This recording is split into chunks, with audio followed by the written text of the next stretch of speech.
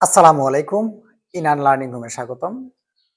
প্রিয় ষষ্ঠ শ্রেণীর শিক্ষার্থী, ইতিমধ্যে তোমাদের বার্ষিক পরীক্ষার সিলেবাস দেওয়া হয়েছে এবং তোমাদের বার্ষিক পরীক্ষার সিলেবাস অনুসারে তোমাদের গণিত বিষয়ের প্রথম যে অধ্যায়টি রয়েছে অর্থাৎ পঞ্চম অধ্যায় ঐকিক নিয়ম, শতকরা এবং অনুপাত, এই অধ্যায় থেকে দুটি পর্ব দেওয়া হয়েছে এবং আজ আমরা ঐকিক নিয়মের তৃতীয় পর্ব নিয়ে আলোচনা করব। এখানে যে প্রশ্নটি রয়েছে সেটি হচ্ছে 5টি বই ও 4টি কলমের একত্রে দাম 200 টাকা। তাহলে কয়টি বই? 5টি বই এবং 4টি কলমের দাম একত্রে হচ্ছে 200 টাকা। একটি কলমের দাম 5 টাকা হলে 15টি বইয়ের দাম কত? আমাদের এখানে কি রয়েছে? আমাদের এখানে রয়েছে 5টি বই এবং রয়েছে 4টি কলম। তাহলে মোট কতটি পণ্য এখানে রয়েছে? মোট রয়েছে 9টি পণ্য এবং এখানে দেওয়া আছে একটি কলমের দাম 5 টাকা। তাহলে একটি কলমের দাম 5 টাকা হলে এখানে কলম রয়েছে কয়টি? 4টি। তাহলে আমরা লিখব দেয়া আছে একটি কলমের দাম, একটি কলমের দাম কত টাকা? একটি কলমের দাম হচ্ছে 5 টাকা। একটি কলমের দাম 5 টাকা। তাহলে এখানে কলম রয়েছে কটি? 4টি। তাহলে 4টি কলমের দাম কত হবে? 4টি কলমের দাম হচ্ছে 4টি কলম। একটি কলমের দাম 4 টাকা হলে 4টি কলমের দাম কি হবে? বেশি হবে। তাহলে বেশি হলে কি হবে? গুণ হবে। তাহলে 4 গুণন হচ্ছে 5 টাকা। তাহলে কত? 20 টাকা। তাহলে আমাদের এখানে আমরা 4টি কলমের দাম পেয়েছি কত টাকা? 20 টাকা। তাহলে এখানে রয়েছে 5টি বই এবং 4টি কলম। তাহলে 4টি কলমের দাম যদি 20 টাকা হয় তাহলে 5টি বই এবং 4টি কলমের একত্রে দাম রয়েছে কত? আমরা এখানে লিখব 5টি বই ও 4টি কলমের একত্রে দাম হচ্ছে কত টাকা? 200 টাকা। 200 টাকা। এখান থেকে যদি আমরা কি করি? এখান থেকে যদি আমরা 4টি কলমের দাম বিয়োগ করে দেই তাহলে কি থাকবে? তাহলে থাকবে 5টি বইয়ের দাম। তাহলে আমরা এখানে লিখি 4টি কলমের দাম, 4টি কলমের দাম এখানে কি করব? আমরা বিয়োগ করব। তাহলে 4টি কলমের দাম কত টাকা? 20 টাকা। অর্থাৎ এখানে 4টি কলমের দাম আমরা বিয়োগ করে দেব। তাহলে 5টি বই এবং 4টি কলম একত্রে হচ্ছে 200 টাকা। আর 4টি কলমের দাম আমরা কি করেছি? বিয়োগ করেছি। তাহলে কি থাকবে? তাহলে থাকবে 5টি বইয়ের দাম। 5টি বইয়ের দাম।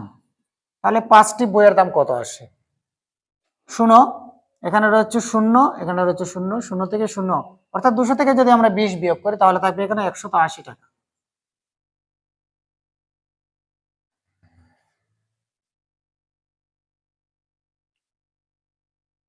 এখন আমরা এখানে পেয়েছি কি? 5টি বইয়ের দাম 180 টাকা। তাহলে এখানে বই রয়েছে কয়টি? 5টি। তাহলে আমরা যদি এখানে একটি বের করি, একটি বইয়ের দাম কত? একটি বইয়ের দাম, তাহলে একটি বইয়ের দাম 5টি যদি 180 টাকা হয় তাহলে একটি বইয়ের দাম কি হবে? একটি বইয়ের দাম কম হবে। কম হলে কি হবে? তাহলে 5টি বইয়ের দাম 180 টাকা। 5টি বইয়ের দাম 180 টাকা। তাহলে একটি বইয়ের দাম কত হবে? একটি বইয়ের দাম কম হবে। একটি বইয়ের দাম কম হবে নিশ্চয়ই। তাহলে কম হলে কি করতে হয়? কম করলে ভাগ করতে হয়। তাহলে আমরা লিখব 180 ভাগ হচ্ছে 5। অর্থাৎ 180 কে আমরা 5 দ্বারা ভাগ করলে পেয়ে যাব কি? একটি বইয়ের দাম। তাহলে এখানে আসলে একটি বইয়ের দাম। এখন আমাদের কয়টি বই এর দাম বের করতে হবে? আমাদের দেওয়া আছে এখানে 15টি বইয়ের দাম কত? তাহলে আমরা একটি বইয়ের দাম সমান পেলাম কত? 180 ভাগ হচ্ছে 5। তাহলে 15টি বইয়ের দাম হচ্ছে, এখন 15টি বইয়ের দাম আমরা বের করব। তাহলে 15টি বইয়ের দাম কি বেশি হবে না? নিশ্চয়ই বেশি হবে। তাহলে বেশি হলে কি হবে? গুণ হবে। তাহলে 180 গুণন হচ্ছে 15 ভাগ হচ্ছে 5। ঠিক আছে, এখন 5 দিয়ে যদি আমরা এটাকে কাটাকাটি করি, 3 5 হচ্ছে 15, তাহলে 180। 180 গুণন হচ্ছে কত? 3। তাহলে 180 কে 3 দ্বারা গুণ করলে কত হয়? তাহলে আসে এখানে 540 টাকা। তাহলে আমাদের 15টি বইয়ের দাম কত আসছে? 540 টাকা। এটি হচ্ছে উত্তর। এই ধরনের প্রশ্ন তোমাদের ঐকিক নিয়ম থেকে আসতে পারে। দুটি পণ্যের দাম একত্রে দেওয়া থাকতে পারে, সেক্ষেত্রে তোমাদের একটি পণ্যের নির্দিষ্ট সংখ্যক, যেমন এখানে একটি 5টি বইয়ের দাম দেওয়া ছিল, সেখান থেকে আমরা 15টি বইয়ের দাম বের করেছি। তো এভাবে তোমাদের বিভিন্ন প্রশ্ন আসতে পারে। তো আশা করি তোমরা এই ধরনের প্রশ্ন আসলে সমাধান করতে পারবে।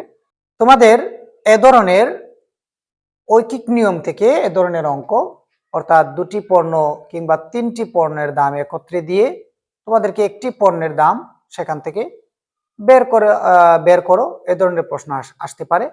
তো তোমরা আশা করি এ ধরনের প্রশ্ন আসলে তোমরা সমাধান করতে পারবে।